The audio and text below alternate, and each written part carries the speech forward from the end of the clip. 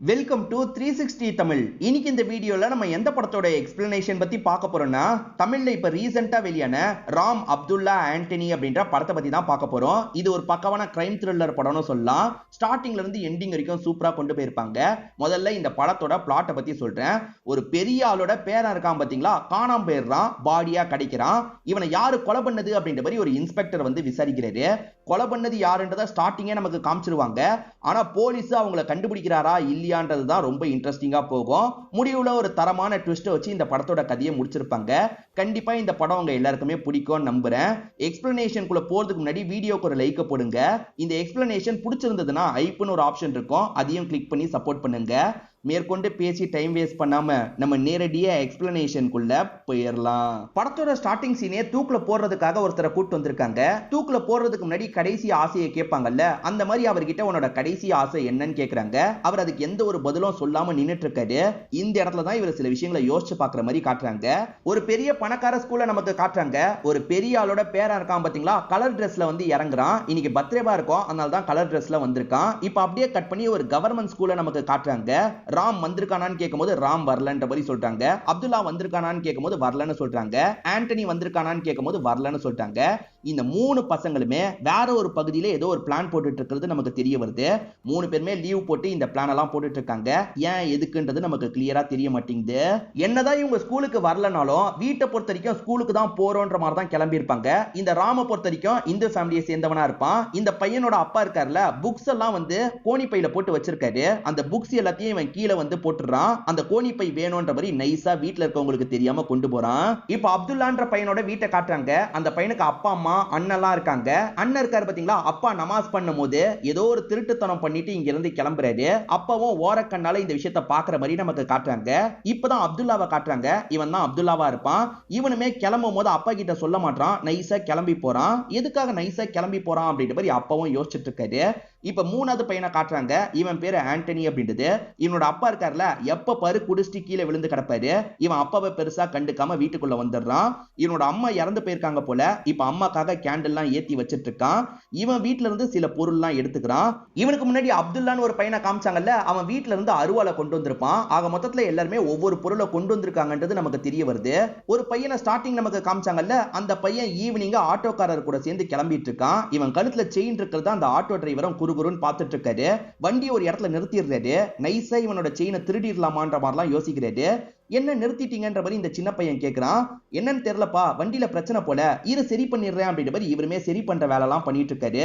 ஒரு ஸ்டேஜ்ல வண்டியை சரி பண்ணி வீட்டுக்கிட்ட கூட்டு வந்து இறக்கி விட்டுட்டு கிளம்ப ஆரம்பிச்சிடுறாரு. இந்த சின்ன பையனும் வீட்டுக்குள்ள போலான்னு நினைக்கிறான். அப்பன்னு பார்த்து பக்கத்துல இருக்க புதர்ல இருந்து சவுண்ட் கேக்குது. என்ன புதர்ல இருந்து சவுண்ட் கேக்குதுன்னு செக் பண்றதுக்காக அந்த இடத்துக்கு போறான். அந்த இடத்துல இந்த பசங்க மறைஞ்சிருக்காங்க போல. சட்டுன்னு இந்த பையனை தூக்கிடுறாங்க. நமக்கு ஒரு மூணு பசங்களை காமிச்சாங்கல்ல, அந்த மூணு பசங்க பிளான் போட்டு இந்த சின்ன பையனை தூக்கி இருக்கிறது தெரிய வருது. இப்பதான் இந்த சின்ன பையனோட அம்மாக்கு இந்த சின்ன பையன் வீட்டுக்கு வரலன்றது தெரிய வருது. இவங்களோட மாமனார் கிட்ட இந்த விஷயத்த சொல்லிடுறாங்க. மாமனாரா அப்பாவான்னு தெரியல, அவர்கிட்ட விஷயத்த சொல்லிடுறாங்க. அவர் தான் பெரிய ஆள்னு சொன்ன பாத்தீங்களா, அவர் ஆட்டோ டிரைவர் மேல சந்தேகப்பட்டு டார்ச்சர் பண்ணிட்டு இருக்காரு. ஐயா, உங்க பேரனை போய் நான் ஏதாவது பண்ணுவேனா, நான்லாம் எதுவுமே பண்ணலையா, விட்டுருங்க அப்படின்ற மாதிரிலாம் கேட்டுட்டு இருக்காரு. இவன் எதுவும் பண்ணல போலன்றது இவருக்கு தெரிஞ்சிருது. இவர் எல்லா பக்கமும் விசாரிங்கன்ற மாதிரி ஆளுங்க கிட்ட சொல்லிட்டாரு. இப்ப ஆளுங்க இருக்காங்கல்ல, இந்த சின்ன பையனோட போட்டோ வச்சு எல்லா பக்கமும் விசாரணை பண்ணிட்டு இருக்காங்க. நமக்கு ஒரு மூணு பசங்களை காமிச்சாங்கல்ல, அந்த மூணு பசங்களுமே அந்த சின்ன பையனை கண்டந்துண்டமா வெட்டிட்டு இருக்காங்க போல. அவங்க கிட்ட ஒரு செயின் இருந்ததுல, அந்த செயினை எடுத்துக்கலாம் அப்படின்ற மாதிரி எடுத்துக்கிறாங்க. இப்போ ஒரு மூட்டையில அந்த பையனோட பாடியை வச்சிடுறாங்க. இப்போ ஒரு பிரிட்ஜ் கிட்ட அந்த மூட்டையை வச்சுட்டு அந்த இடத்துல ஜாலியா டான்ஸ் எல்லாம் பண்ணிட்டு கிளம்ப ஆரம்பிக்கிறாங்க. இங்கதான் ராம் அப்துல்லா ஆண்டனின்ற மாதிரி படத்தோட டைட்டில போடுறாங்க. இந்த பகுதியில ஒரு மூட்டை இருக்கிறதா பார்த்திருப்பாங்கல்ல, ஆளுங்க தகவலை சொல்லிடுறாங்க. இப்ப போலீஸ் ஆம்புலன்ஸ்னு எல்லாமே வந்துருது. அதே மாதிரி இந்த பணக்காரருக்கு போன் கால் வருது. இது என்னோட பேரன் பாடி கிடைச்சிருக்கான்ற மாதிரி ஷாக்கான மாதிரி அந்த இடத்துக்கு கிளம்பி வந்துடுறாரு. ஆக்சுவலா பேரனோட ட்ரெஸ் எல்லாம் அதுக்குள்ள இருக்கும். அது மூலியமா பேரனை தான் இப்படி பண்ணிருக்காங்கன்ற மாதிரி யோசிக்கிறாங்க. இன்னொன்று பக்கம் டாக்டர்ஸும் என்ன ஏதுன்னு செக் பண்றாங்க. அப்ப பேரனோட சாம்பிள் தோல் எல்லாம் கிடைக்குது. கண்டிப்பா இது பேரனோட பாடி தான் அப்படின்றத கன்ஃபார்ம் பண்ணிடுறாங்க. பேரனை போய் இப்படி பண்ணிட்டாங்களே அப்படின்ற மாதிரி இவருமே பயங்கரமா ஃபீல் பண்ணிட்டு இருக்காரு. ஏற்கனவே இவரோட பையன் இறந்து போயிருப்பாரு. இவரோட வாரிசா இவர் பேரனை தான் பாப்பாரு. இப்ப பேரனையே இப்படி பண்ணிட்டாங்களே அப்படின்ற மாதிரிலாம் ரொம்ப வருத்தப்படுறாரு. இப்போ ஒரு வயசான லேடியை நமக்கு காட்டுறாங்க. இவங்களுக்கு பல்ஸ் எல்லாம் செக் பண்றதுக்காக மித்ரான்னு ஒருத்தங்க வந்திருக்காங்க. இந்த லேடிக்கு மித்ராவை ரொம்ப பிடிக்கும் போல. மித்ரா, நீ இந்த வேலை தான் பார்த்துட்டு இருக்கல, அப்புறம் எதுக்குமா அந்த கிளப்ல டான்ஸ்லாம் ஆடிட்டு இருக்க அப்படின்ற மாதிரி கேட்கறாங்க. என்ன பண்றது, என் ஹஸ்பண்ட் வீட்டுக்கு காசு சம்பாரிச்சு தரமாட்டாரு, என் பசங்க 2 பேரை நான் பாத்துக்கணும்ல, அதுக்காக தான் பிடிக்கலனாலும் பண்ணிட்டு இருக்கேன்ற மாதிரி இந்த மித்ரா சொல்லிட்டாங்க. இந்த லேடியை பொறுத்த வரைக்கும் அசோக்னு ஒரு பையன் இருக்காரு, அந்த பையன் இன்னைக்கு தான் போலீஸா ஜாயின் பண்ண போறாரு, அப்பாவோட போட்டோவை தொட்டு கும்பிட்டு போ அப்படின்ற மாதிரி அம்மா சொல்றாங்க. இவரும் சரின்ற மாதிரி தொட்டு கும்பிடுறாரு. அப்பா ரீசெண்டா தான் இறந்திருக்காரு போல, அப்பா மாதிரி நீயும் நேர்மையா இருக்கணும்ன்ற மாதிரி அம்மா சொல்றாங்க. நேர்மையா இருந்ததுனால தான் அவர் இறந்து போனாருன்ற மாதிரி பையன் ஒரு பார்வை பாக்குறாரு. இப்ப புதுசா ஒரு இன்ஸ்பெக்டரை நமக்கு காட்டுறாங்க. அந்த சின்ன பையன் இறந்து போனதுல யாரு சம்பந்தப்பட்டிருக்காங்கன்றதை விசாரிக்கிறதுக்காக இவரை ஸ்பெஷலா அப்பாயிண்ட் பண்ணிருக்காங்க போல. இவருமே யாரு சம்பந்தப்பட்டிருக்க வாய்ப்பு இருக்குன்ற மாதிரிலாம் யோசிச்சுட்டு இருக்காரு. இந்த சமயம் தான் அசோக் இருக்கார்ல, சார் நான் புதுசா ஜாயின் பண்றதுக்காக வந்திருக்கேன்ற மாதிரி சொல்லிட்டாரு. ஓஹோ, அப்பா இறந்து போனதுனால உனக்கு வேலை கிடைச்சிருக்கான்ற மாதிரி இவர் கிண்டல் பண்றாரு. அப்பா இறந்து போனதுனால இந்த வேலை கிடைக்கல, மெரிட்ல தான் நான் வந்திருக்கேன்ற மாதிரி அதுக்கான டாக்குமெண்ட் எல்லாத்தையும் காமிச்சிட்டு இருக்காரு. இப்ப இவங்களுமே ஸ்பாட் அனலைஸ் பண்றதுக்காக வந்துடுறாங்க. இந்த இன்ஸ்பெக்டரை பொறுத்த வரைக்கும் வந்ததுல இருந்தே அவர் ரொம்ப மட்டம் தட்டுற மாதிரி பேசிட்டு இருக்காரு. அவர் சிலதெல்லாம் கண்டுபிடிச்சு சொல்றாரு, சரி இந்த மாதிரி ஃபுட் பிரிண்ட்ஸ் எல்லாம் கிடைச்சிருக்குன்ட்டு. ஆனா அதெல்லாம் இவர் கண்டுக்க மாட்டாரு. நான் பாத்துக்கிறேன்ற மாதிரி இவர் பாக்குற ஃபுட் பிரிண்ட்ஸ் எல்லாம் போட்டோ எடுத்து வச்சுக்கிறாரு. கொலை பண்ண 3 பசங்க இருக்காங்க பாத்தீங்களா, எதை பத்தியும் கவலைப்பட மாட்டாங்க. எப்பவுமே போல ஸ்கூலை முடிக்கிறாங்க. அதே மாதிரி ஜாலியா இவங்களோட வேலையெல்லாம் பண்ணிட்டு இருக்காங்க. அந்த இன்ஸ்பெக்டர் என்ன சொன்னாலும் காதுல வாங்க மாட்டார்ல, இதை நினைச்சு அசோக் ஃபீல் பண்ணிட்டு இருக்காரு. அவன் இன்ஸ்பெக்டர் வேலை பார்க்கறதுக்காகலாம் வரல, அந்த பணக்காரருக்கு மொரவாசல் வேலை பார்க்கறதுக்காக வந்திருக்கான். அவங்க கிட்ட எல்லாம் நீ எதுவும் சொல்லி டைமை வேஸ்ட் பண்ணாதப்பான்ற மாதிரி ஒருத்தர் சொல்லிட்டாரு. அப்துல்லாவோட அப்பா இருக்காரு பாத்தீங்களா, கறி வெட்டுற வேலை தான் பார்த்துட்டு இருக்காரு. நிறைய அருவாள்லாம் வச்சிருப்பாரு. அதுல இப்போ ஒரு அருவாள்ல ஏதோ ஸ்மெல் வர மாதிரி இருக்கு. அதாவது மனுஷனோட பிளட் ஸ்மெல் வர மாதிரி இருக்கு. என்னவா இருக்கும் அப்படின்ற மாதிரி லைட்டா இவருக்கு பயம் வந்துருது. இவருக்கு மூத்த பையன் மேல தான் டவுட் வருது. இவருமே மூத்த பையன் கிட்ட கயிறை சுத்தி வைன்ற மாதிரி சொல்லிட்டாரு. அதாவது பிடிக்கிறதுக்காக கயிறை சுத்துவாங்கல்ல, அந்த மாதிரி சுத்தி வைன்னு சொல்லிட்டாரு. இவர் கொஞ்சம் தள்ளி இருந்து பையன் என்ன பண்றான் அப்படின்ற மாதிரி பார்த்துட்டு இருக்காரு. பார்த்தா பெரிய பையனுக்கு அந்த கயிறை கூட சுத்த தெரியல. அவன் சுத்துறதுக்கு ரொம்ப தடுமாறிட்டு இருக்கான். இவன் பண்ணிருக்க மாட்டான் போலன்ற மாதிரி அப்பா யோசிக்கிறாரு. அப்பன்னு பார்த்து சின்ன பையன் அப்துல்லா அந்த இடத்துக்கு வந்துடுறான். என்ன பண்ற, சுத்த கூட தெரியாதா, என்கிட்ட கூட நான் சுத்துறேன் அப்படின்ற மாதிரி அவன் வாங்கி சுத்த ஆரம்பிக்கிறான். பயங்கரமா சுத்துறான். ஒருவேளை அப்துல்லா எதுலயாவது சம்பந்தப்பட்டிருப்பானா அப்படின்ற மாதிரி அப்பா பயப்படுறாரு. நமக்கு ராம்னு ஒரு பையனை காமிச்சாங்கல்ல, அவன் திருக்குறள் சூப்பரா சொல்லுவான். ஆக்சுவலா இப்ப அப்பா இருக்காருல்ல, நான் கோணி பையில எல்லா புக்கையும் போட்டு வச்சிருந்தேன், இப்ப கோணி பை காணோம், யார் என்ன பண்ணா அப்படின்ற மாதிரிலாம் கேட்கிறாரு. நான் என்ன பண்ண போறேன், நான்லாம் எதுவுமே பண்ணலன்ற மாதிரி வைஃப் சொல்லிட்டாங்க. டே நீ பண்ணியான்ற மாதிரி கேட்கிறாரு. நான் எதுக்காகப்பா அந்த கோணி பையை எடுக்க போறேன், எனக்கெல்லாம் தெரியாதுன்ற மாதிரி பையன் இங்க இருந்து கிளம்புறான். இவன் தான் எடுத்திருப்பான். ஆனா அப்பா கிட்ட ஏமாத்திட்டு இங்க இருந்து கிளம்ப ஆரம்பிக்கிறான். இந்த 3 பசங்க நடந்து வந்துட்டு இருக்கும் போது அந்த இடத்துல ஒரு ஆக்ட்ரஸோட ஆட்டான போட்டோ இருக்கு. அதை பாக்குற இந்த 3 பசங்க கொஞ்சம் குறுகுறுன்னு பார்த்துட்டு இருக்காங்க. இங்க இருந்து இதை கிழிச்சு எடுத்துட்டு போலாம் அப்படின்ற மாதிரி கிழிச்சு இவங்களுமே தம் அடிக்கிற மாதிரியான ஒரு இடத்துக்கு வந்துடுறாங்க. அப்துல்லாவோட அண்ணன் இருக்கார்ல, எப்பவுமே ஃப்ரெண்ட்ஸ் கூட சேர்ந்து கஞ்சா தான் இழுத்துட்டு இருப்பாரு. இப்ப தம்பி அந்த வழியா நடந்து போறத பார்த்து இவர் ஒளிஞ்சுக்கிறாரு.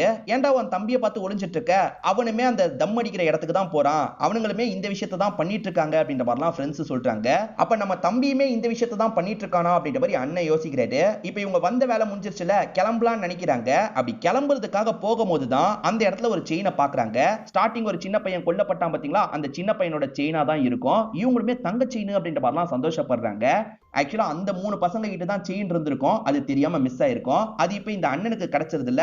இந்த அண்ணனுமே அடகு கடையில போய் அடகு வச்சிடலான்ற மாதிரி யோசிக்கிறாரு. இப்ப அடகு கடையில வச்சு இவங்க காசெல்லாம் வாங்கிட்டு இருக்காங்க. அப்பன்னு பார்த்து அந்த பெரியவரோட வீட்டுல வேலை பார்க்குற லேடி இருக்காங்கல்ல, இந்த விஷயத்தை கவனிச்சிடுறாங்க. இது அந்த பையனோட செயின் ஆச்சு அப்படின்ற மாதிரி யோசிக்கிறாங்க. இப்ப இவங்க சொல்ல வேண்டியவங்க கிட்ட சொல்லிடுறாங்க. அவர் என்ன பண்றாருன்னா இந்த இன்ஸ்பெக்டர் கிட்ட தகவலை கொடுத்துடுறாரு. அடகு வச்சது யாருன்ற மாதிரிலாம் இன்ஸ்பெக்டர் கேட்கிறாரு. சார் அதுல அப்துல்லாவை தான் எனக்கு தெரியும், பாயோட பையன்ற மாதிரி சொல்லிட்டாரு. இப்ப இன்ஸ்பெக்டரும் டீமும் சேர்ந்த மாதிரி பாயை பார்க்கிறதுக்காக வராங்க. உங்க மூத்த பையன் எங்கன்ற மாதிரிலாம் கேக்குறாங்க. என் மூத்த பையன் தப்புலாம் பண்ணிருக்க மாட்டான்ற மாதிரி சொல்றாரு. அவன் தான் பண்ணிருக்கான், அவன் எங்க இருக்கான்னு சொல்லுங்கன்ற மாதிரிலாம் விசாரணை பண்ணிட்டு இருக்காங்க. ஐயோ மூத்த பையன் தப்பு பண்ணிட்டானான்ற மாதிரி இவர் ஃபீல் பண்ணிட்டாரு. அந்த 3 பசங்க நல்லா சரக்கு அடிச்சிருக்காங்க. இப்ப நைட்டு நேரம் வீட்டுக்கு வந்துட்டு இருக்காங்க. இன்ஸ்பெக்டர் லாக் பண்ணி புடிச்சிடுறாரு. இப்ப போலீஸ் ஸ்டேஷன்ல வச்சு அடி அடின்னு அடிச்சிட்டு இருக்காங்க.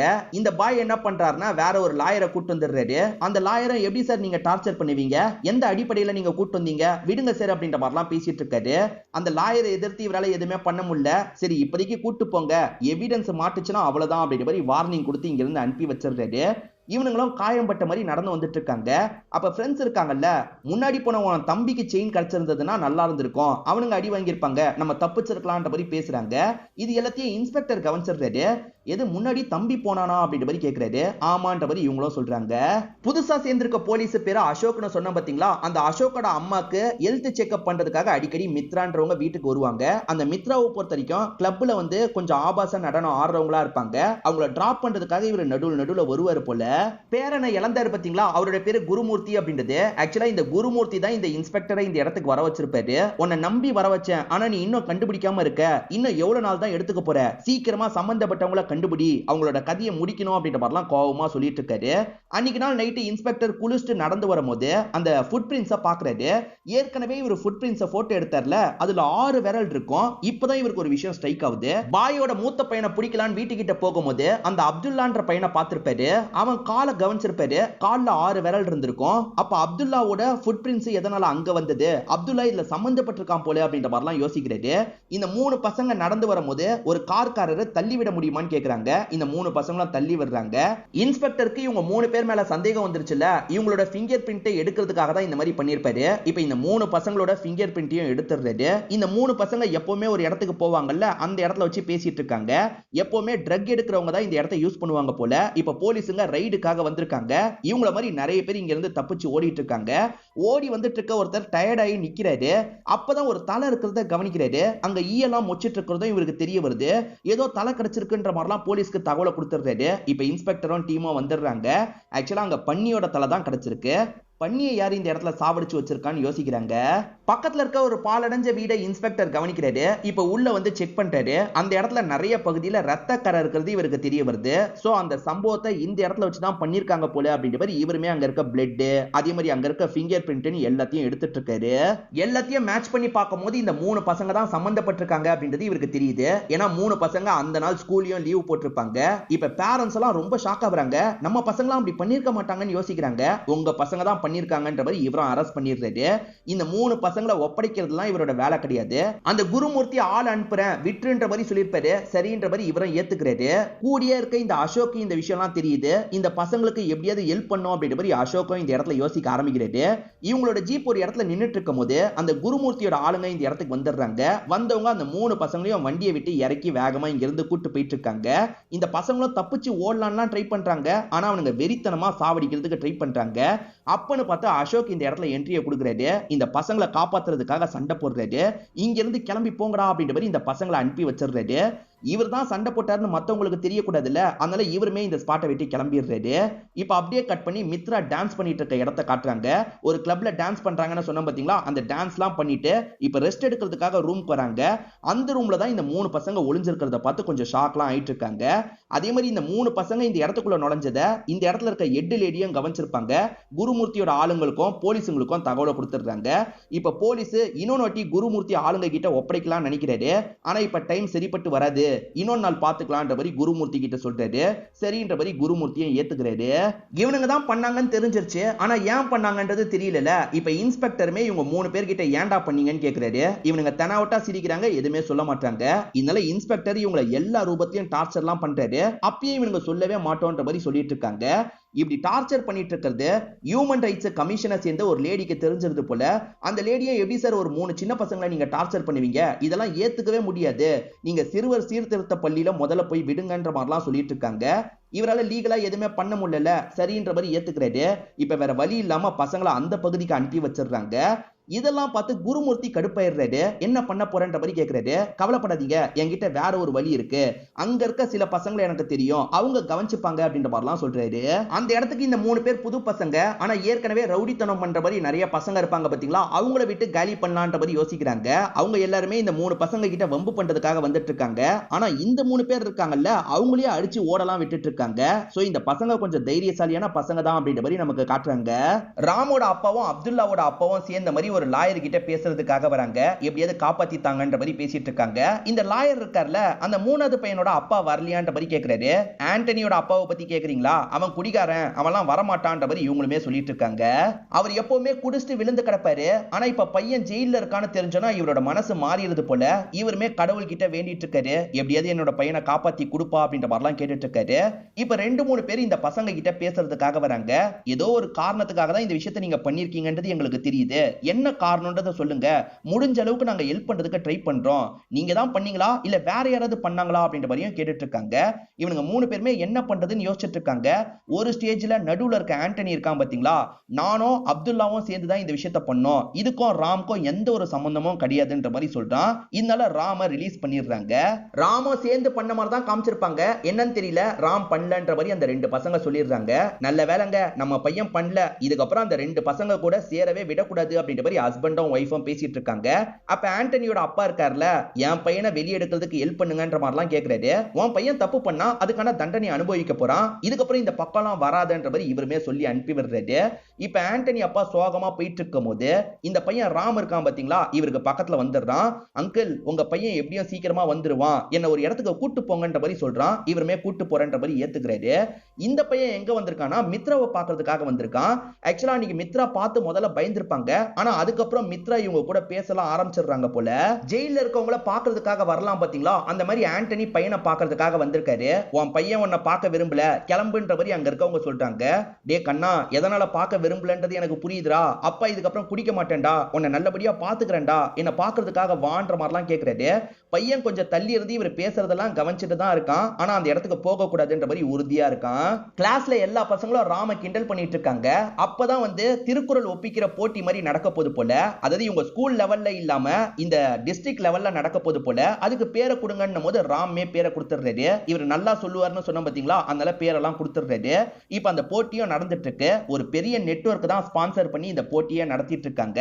எல்லா பசங்களும் நல்லா சொல்றாங்க. நடுவர்களும் நீ எத்தனை குரல் சொல்ல போற அப்படின்ற மாதிரி கேக்குறாங்க. எல்லா குரலையும் சொல்ல போறேன், அதுவும் ரிவர்ஸ்ல சொல்ல போறேன்ற மாதிரி இவன் சொல்றான். பின்னாடியில இருந்து எல்லா குரலையும் சொல்லிட்டு இருக்கான். என்ன இவ்வளவு குரலை சொல்றான் அப்படின்ற மாதிரி எல்லாருமே பயங்கரமா ஆச்சரியப்படுறாங்க. இந்த பையன் தான் ஜெயிச்சிருப்பான்.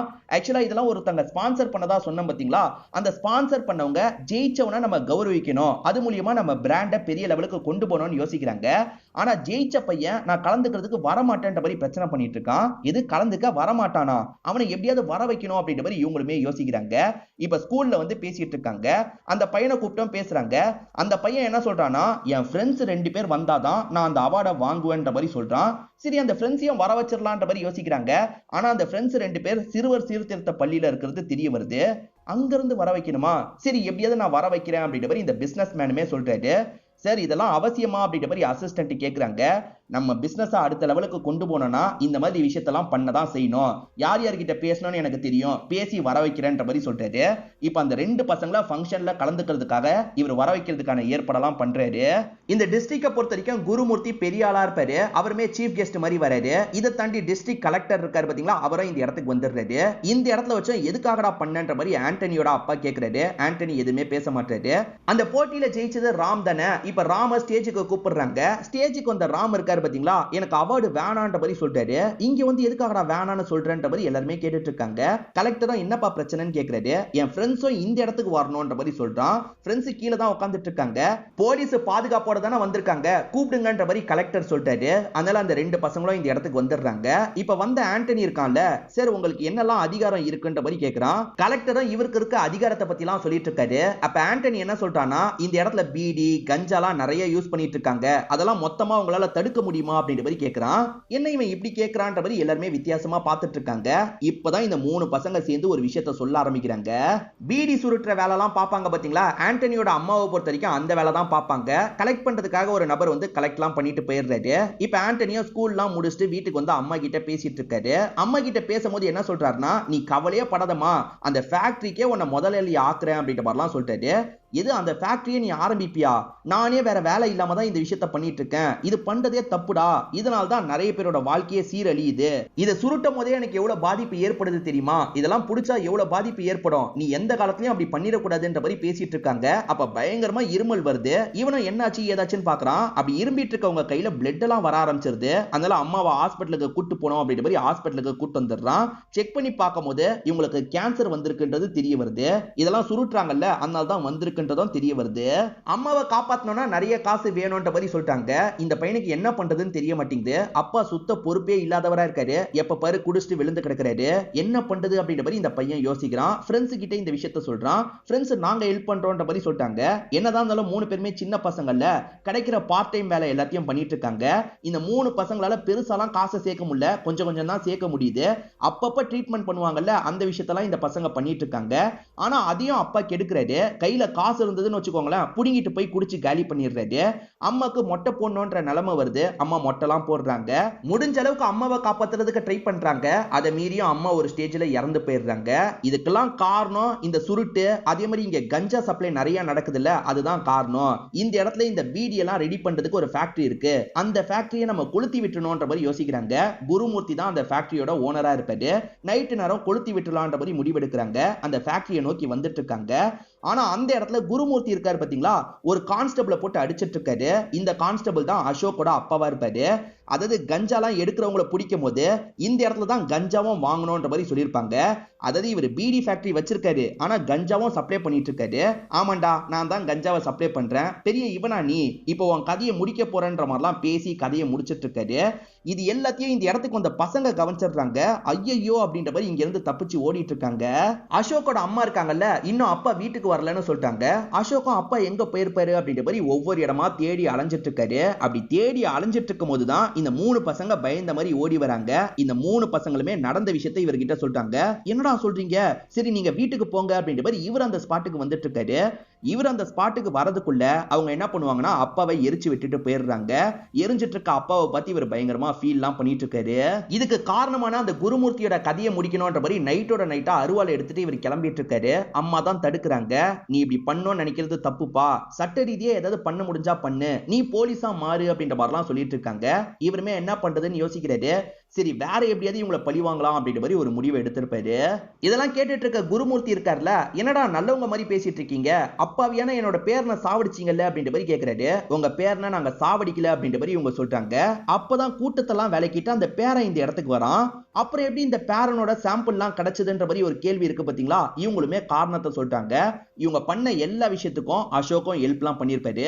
இந்த பசங்க கொஞ்சம் தப்பான பசங்க மாதிரி நமக்கு காமிச்சிருப்பாங்க. ஏன்னா அடல்ட் போஸ்டர்லாம் எடுத்துட்டு போனாங்கல்ல, உண்மையில என்ன பண்ணிருப்பாங்கன்னா அதை எடுத்துட்டு போய் எரிக்க தான் செஞ்சிருப்பாங்க.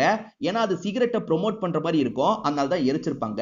இந்த பசங்க நல்லவங்களா தான் இருந்திருப்பாங்க. இந்த பையனெல்லாம் வெட்டியிருக்க மாட்டாங்க, பண்ணியை தான் வெட்டியிருப்பாங்க. அந்த தோல் கூட மேட்ச் பண்ணிடலான்ற மாதிரி யோசிச்சிருப்பாங்க.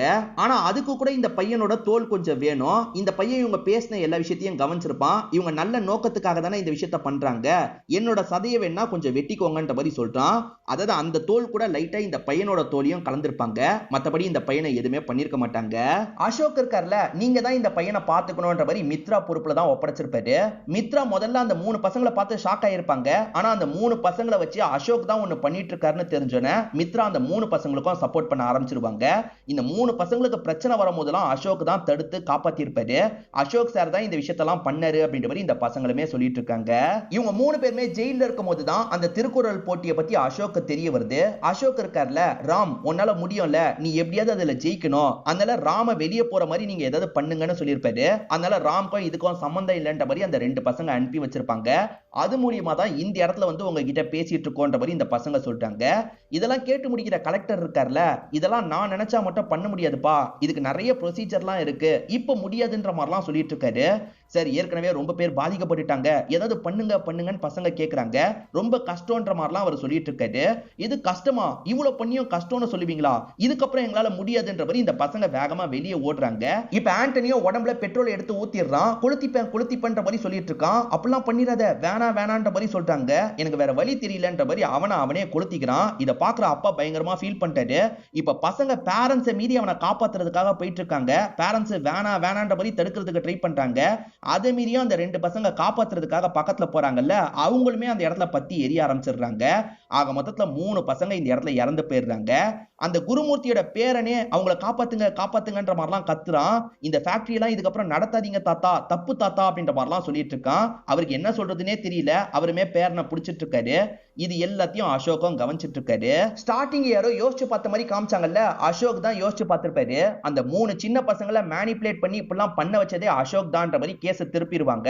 இப்ப அசோக் அதுக்கான தண்டனையை அனுபவிக்கிறதுக்காக தான் வந்திருக்காரு. என்ன பண்ணாலும் இதெல்லாம் மாறாதுல அப்படின்ற மாதிரி யோசிக்கிறாரு. இப்ப தூக்குல தொங்கிடுறாரு. இதோடயே இந்த படத்தோட கதையை முடிச்சிடுறாங்க. கண்டிப்பா இந்த படமும் என்னோட எக்ஸ்பிளனேஷனும் உங்களுக்கு பிடிச்சிருக்கும் நம்புறேன். இந்த வீடியோ உங்களுக்கு பிடிச்சிருந்ததுன்னா லைக் பண்ணுங்க, கமெண்ட் பண்ணுங்க, மறக்காம 360 தமிழ் சேனலை சப்ஸ்கிரைப் பண்ணுங்க. தொடர்ச்சியா இந்த மாதிரி வீடியோக்கள் வந்துகிட்டே தான் இருக்கும்.